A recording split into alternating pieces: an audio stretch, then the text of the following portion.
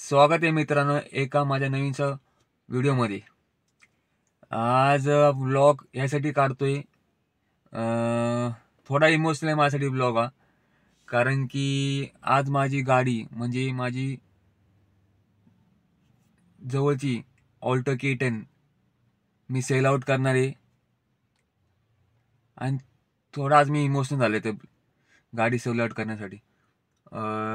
गाडी मला sell out नव्हती करायची, ते माझे खूप रिझन आहे। मी सेल आउट का करतो ह्यासाठी पण रिझन आहे। का करतो तर सेल आउट गाडी की माझ्या वडिलांना ती गाडी छोटी असल्यामुळे माझ्या वडिलांना बसायला येत नव्हतं वय असल्यामुळं। त्यामुळे मी गाडी हा डिसिजन घेतला की आपण ही गाडी सेल आउट करून आपण एक नवीन गाडी घेऊ, जेणेकरून तुम्हाला कम्फर्टेबल बसता येईल गाडीमध्ये। गाडी मी यासाठी घेतली होती, मी गाडी 2017 मध्ये घेतली होती। गाडी ह्या हलकीच्या परिस्थितीमध्ये होती घेतली, मला तेव्हा पगार फक्त 12,500 रुपये पगार होता। मी गाडी ह्यासाठी घेतली होती की आपण आपल्या आई वडिलांनी आपल्यासाठी एवढं केलं आत्तापर्यंत, तर आपण काही ना काहीतरी करावं त्यांच्यासाठी। आणि त्यांना पण कारमध्ये बसण्याची एक आनंद भेटावा की आपल्या मुलाने कार घेतली, आपल्या मुलाच्या कारमध्ये आपण बसतोय। त्यांना इतके दिवस त्यांनी कष्ट केले आपल्यासाठी, मग आपण थोडं त्यांच्यासाठी काहीतरी करावं, मला अशी इच्छा होती म्हणून मी कार घेतली। आणि कार मी ह्या परिस्थितीत घेतली, मी जेव्हा जॉबला लागलो होतो WNSला मला फक्त 12,500 पगार होता। 12,500 पगारावरती मी ती कार घेतली होती। आणि माझ्या मम्मीकडून मी थोडेसे फार पैसे घेतले होते, 40,000 रुपये, वरचे पैसे मी भरले होते कॅश 75,000 रुपये। आणि तेव्हा गाडी 4.5 लाखाला पडली होती मला त्या। आणि मी लोन केलं होतं 325चा।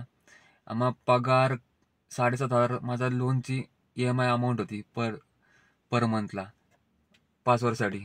आणि माझ्याकडे फक्त उरायचे वरती पगार फक्त 3-4 हजार रुपये वरायचे माझ्या फक्त हातामध्ये उरायचे। आणि त्यामध्ये मी माझा पेट्रोल खर्च, ऑफिसला येण्या जाण्यासाठी हे सगळं त्याच्यामध्ये करायचो। मला गाडी सेल करायची इच्छा नव्हती, पण काय करू, आईवडिलांपुढं काहीच नाही आपलं। थोडंसं इमोशनल ब्लॉग आहे, मला पण थोडं इमोशनल व्हावं लागले सेल करताना गाडी माझी। कसं तरी वाटते की मी आज माझी गाडी सेल करणार आहे। मी तुम्हाला माझी गाडी पण दाखवतो, ही अशा पद्धतीने माझी गाडी होती।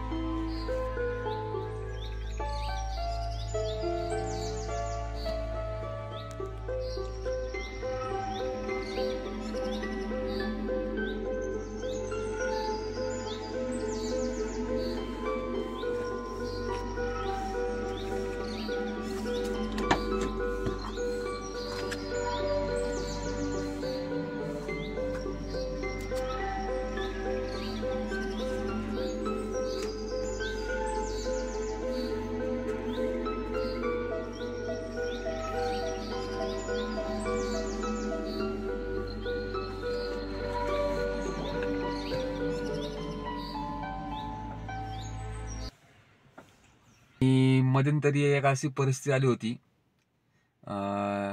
तेव्हा माझे वडील आजारी होते. त्यांचं ब्लड कमी आलं होतं आणि माझ्याकडे तेव्हा कॅश नव्हती भरायला हॉस्पिटलमध्ये.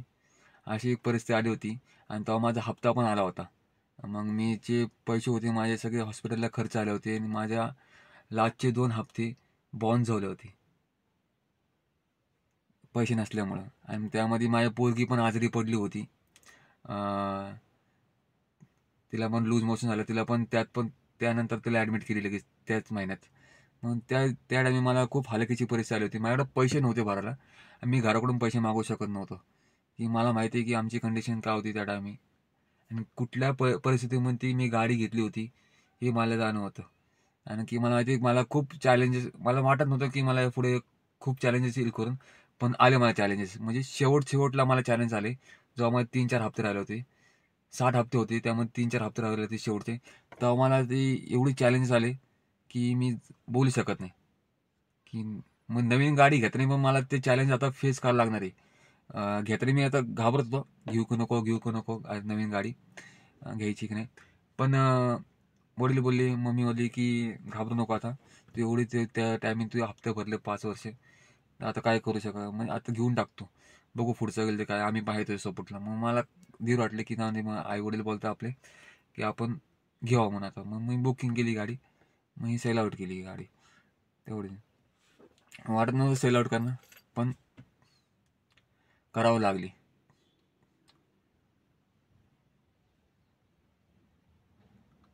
थोडा इमोशनल ब्लॉग होता, सॉरी त्यासाठी. मी तुम्हाला इमोशनल केलं, इमोशनल केल्याबद्दल. मी थोडा इमोशनल झालं. तुम्ही झाले की नाही मला माहीत नाही. माझ्यासाठी खूप. पण आता आपण ह्या व्हिडिओला आता इथं स्टॉप करू. थोडा मी पण इमोशनल झाले कारण की आज माझी गाडी जाणार आहे माझ्याकडून. मी जरा तिची आठवणमध्ये एक फोटो बिटो काढून ठेवणार आहे, फोटो क्लिप्स व्हिडिओ वगैरे काढून ठेवणार आणि यूट्यूबला अपलोड करणार आहे. तुम्हाला व्हिडिओ आवडलास ह्या व्हिडिओला like, share, comment and subscribe जरूर करा. जय महाराष्ट्र.